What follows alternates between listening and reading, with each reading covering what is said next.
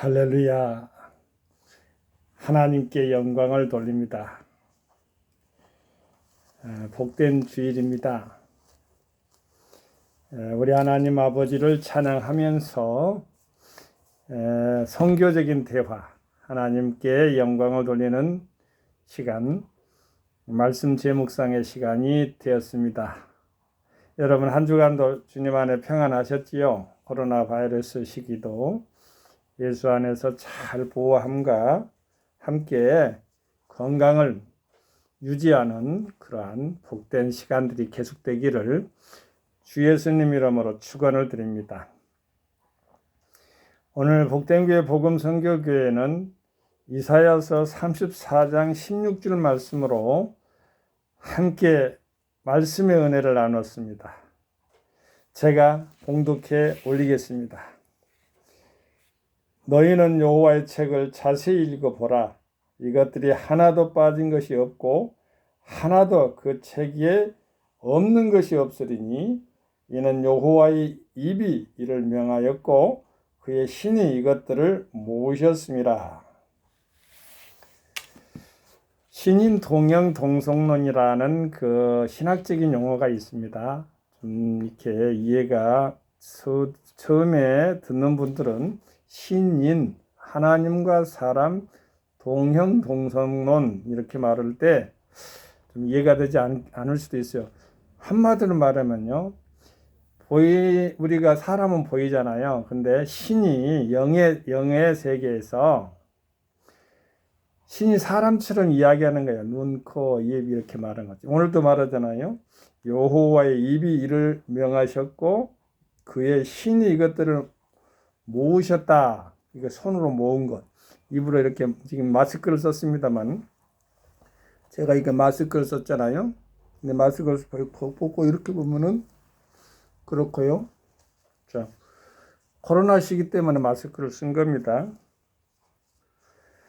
근데 제가 신인 동형 동성이나 그러니까 사람처럼 신이 이렇게 대화하면서 움직이면서 이렇게 말하는 것이 신인 동형 동성론이라고 한답니다. 설교상에서 또 이렇게 신학적인 용어가 나오면은 또 설명을 해줘야 하는 것이 또 목회자들의 또 일이기도 해요.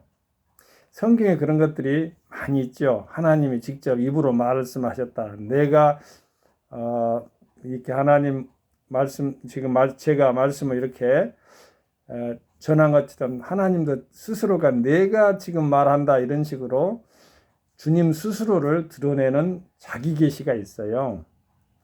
그런 부분이 성경에 많이 있답니다. 참고하게 되시길 바라고요. 오늘 본문 말씀에도 보면은요, 너희는 여호와의 책을 자세히 읽어보라. 이것들이 하나도 빠진 것이 없다 하겠는데, 짝을 이야기할 때는 양이든지 선악이든지 이렇게 많이 구분을 많이 해요. 사람들은요. 동양적인 사고방식이에요. 이분법적인 것들. 또한 서양에는 그런 것이 없는가? 서양적인 사고방식도 이분법적이 있어요. 정반해갖고 합해가지고 그거는 오히려 더 한 걸음 더 나갈 수도 있어요. 서양적인 사고방식은. 동양은 음향 이렇게 하잖아요. 음과 양이 이렇게 구별된 것처럼 해는 또 양이느니 또 다른 음이느니 또 남자는 양이느니 여자는 음이느니 그렇게 동양적인 사고방식이 그렇게 돼 있어요. 그 서양은요 어떤가? 서양적인 사고방식 내에서는 내가 안 살아봐서 잘 모르겠어요. 제가요. 본인은 동양의 토양 내에서 살아봤기 때문에 그러는데 학술적인 이론장으로 보면은요, 선악이는 이렇게 보면은 정과 반이는 이런 식으로 완전히 분리된 이분법 중에 서양에도 많이 그렇게 나누는 것들이 많이 있어요. 분명하게 구별이 되죠. S냐 노가 분명한데 우리나라는 그럴 수도 있겠지 하는 그 동양적인 사고방식은 그러잖아요. 어찌 보면은 불분명한 것이 바로 동양적인 사고라고 볼 수도 있는데 동양적인 사고에서도 음양이나 이런 것도 이분법적 사고가 있다는 것을 말씀드리는 겁니다. 서양이 오히려 더 강하죠. 자, 우리 하나님의 거룩한 말씀이 있는데 여기 보면은 여호와의 책을 자세히 읽어보라겠는데 세밀하게 상세하게 읽어보라는 거야. 그냥 대충 하지 말고 하나님의 말씀을 이렇게 신의 말씀, 하나님 아버지의 말씀이기 때문에 경청하면서 리스닝 하면서 들어야죠. 여기 귀를 기울이면서 이렇게 히어링이라는 귀를 갖다 이렇게 통과해서 이렇게 나가는 거 히어링이라고. 이쪽은 했다 이쪽 나가본 히어링. 듣기만 하는 거야. 그냥 그 히어링이에요. 그런데 경청하던 거 자세히 귀를 기울여서 세심하게 마음을 쏟아서 이렇게 듣는 것을 경청이라는데 하나님 말씀은 그렇게 삼가 들어야 되는 것이에요. 근데 여기 보면 너희는 여호와의 책을 자세히 읽어보라 했으니까 읽음이라는 건 소리가 나잖아요. 묵독이 되든 낭독이 되든 뭐 봉독이 되든 각각의 읽는다는 것은 여러 가지 형태로 나타날 수가 있는데 읽는다는 것은 소리가 있다는 거야. 그러니까 하나님 말씀은 구약과 신약으로서 언약으로 형성됐는데 7천여 가지의 복된 말씀이 계약적으로 하나님 말씀, 하나님 백성들과 사이에서 맺어진 관계 속에서 이렇게 우리에게 읽음으로 하나님 말씀 우리에게 들려오는 것이에요. 자, 봅시다. 제가 전에는요, 모형과 모델을 참 좋아했던 것 같아요. 예모적인 걸, 예모지상주의도 있는데 그런 차원은 아니지만 바뀔 것을, 거치지 않은 것을 형식적인 것을 좋아했던 것 같아요. 근데 우리 하나님의 거룩한 말씀을 이렇게 연구하다 보니까 짝이 여기 등장하는 거예요. 짝, 하나도 하나님의 말씀은 책이라고 하는데 여기서는 하나님 말씀을 자세히 읽어보라 이렇게 책을 자세히 읽어보라 했는데 하나님 말씀을 자세히 들어라. 하나님 말씀을 자세히 받들어라. 이런 말씀도 되겠죠. 이것들이 하나도 빠진 것이 없다. 그 말은 세심하게 세밀하게 정성을 다해서 하나님 말씀을 우리가 받아들일 때 차원에서 그렇게 그러한 태도로 하나님 말씀을 받들여야 된다는 것을 말씀드리는 거고요. 하나도 그 책에 없는 것이 없으리니. 자, 보세요. 하나도 그 책에 없는 것이 없다겠는데 무엇이 없는 것인가요? 보세요. 그 짝이 하나도 그 짝이 없는 것이 없다. 이제 여기서 제가 설교 말씀에 대해서 중심점을 더 깊이 있게 한번 이렇게 천착을 해봤는데요. 하나님과 나와의 관계 어떤 짝일까? 물론 하나님은 아버지고 우리는 자녀라고 할 때 나는 아들의 이렇게 존재로 있잖아요. 따님은 또 따님의 존재로 있을 것이고 자녀니까.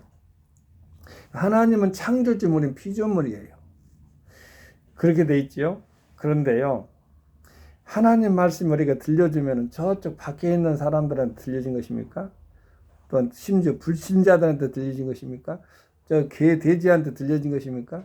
물론 일반 세계도 일반적인 그런 일반 계시도 우리 특별 계시인 하나님 말씀을 듣는 인간들하고의 또한 차원에서 하나님이 창조한 것은 영역은 맞아요. 그래서 그것도 그쪽 측면에서 보면 짝이 될 수가 있는데 궁극적으로는요, 우리 하나님 아버지의 말씀이 읽어가지고 우리가 들려주는 것은 그 짝은 우리 각자의 심령들인 개인을 말하는 거예요. 내면 경건 영성이 거기서 나오는데요. 우리 복등교회 복음선교교회는 내면 경건 영성을 추구합니다. 우리 하나님께서 우리에게 말씀을 들려줄 때, 그것은 내 말씀이다. 다 그렇게 이해해요. 다른 교회에서도 다 그렇게 해요. 목사님이 성도님들을 이야기할 때에, 저 말씀은 내 말씀이다. 그 옆에 있는 사람들, 저쪽에는 건너가서 앉아있는 사람들, 어제 이거 마음을 잘못해가지고 다툰 사람들, 그런 이야기를 하는 게 아니에요.